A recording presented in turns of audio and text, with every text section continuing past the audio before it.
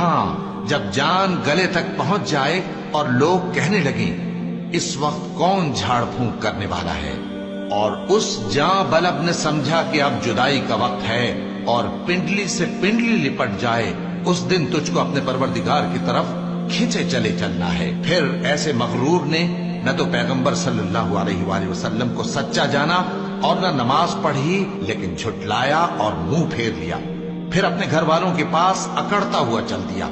خرابی ہے تیری، خرابی پر خرابی ہے، پھر خرابی ہے تیری، خرابی پر خرابی ہے۔ کیا انسان یہ خیال کرتا ہے کہ اسے یوں ہی چھوڑ دیا جائے گا؟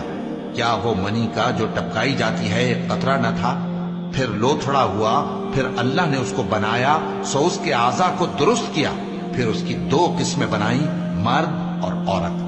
کیا اس کو اس بات پر قدرت نہیں کہ مردوں کو زندہ کر دے؟